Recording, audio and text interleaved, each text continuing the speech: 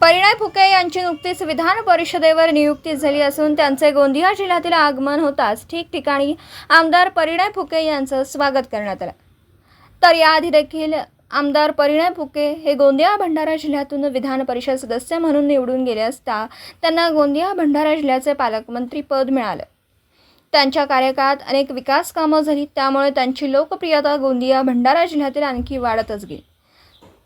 तर 2019च्या विधानसभा निवडणुकीत परिणय फुके यांनी साकोली विधानसभा क्षेत्रातून विधानसभेची निवडणूक लढवली होती, मात्र त्यांचा पराभव झाला। तर दुसरीकडे त्यांचे विधान परिषद सदस्य म्हणून भंडारा गोंदिया जिल्ह्यातून निवडून गेले असता त्यांचा 6 वर्षाचा कार्यकाळ 2023 मध्ये संपताच परिणय फुके हे आमदार म्हणून निवडून येत त्यांनी गोंदिया भंडारा जिल्ह्याचे पालकमंत्री पद भूषवत जिल्ह्याचा विकास करावा अशी इच्छा कार्यकर्त्यांनी व्यक्त केली।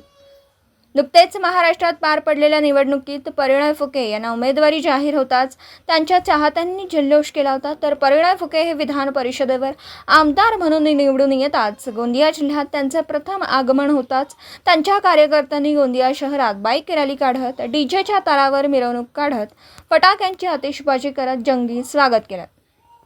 तर आमदार परिणय फुके यांनी देखील कार्यकर्त्यांचं प्रेम पाहता सदैव गोंदिया भंडारा जिल्ह्याच्या विकासासाठी तत्पर राहणार असल्याचं सांगितलं। तर यावेळी गोंदिया जिल्हा परिषदेचे अध्यक्ष पंकज रहांगडाले, सभापती संजय टेंभरे, माजी मंत्री राजकुमार बडोले, माजी आमदार संजय पुराम यांच्यासह अनेक कार्यकर्त्यांनी आमदार परिणय फुके यांचं स्वागत केलं। आमदार निवडून काय सांगाल? नाही, फार आनंद झाला। आज मोठ्या प्रमाणात गोंदिया जिल्ह्यामध्ये संपूर्ण ठिकाणी मोठ्या जल्लोषाने सगळ्यांनी स्वागत केलं।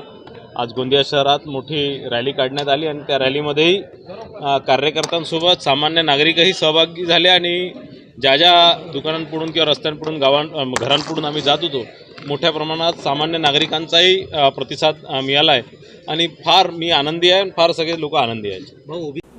दिवसभरातील घडामोडींचा आढावा घेण्यासाठी पाहत रहा N24 मराठी न्यूज चॅनल।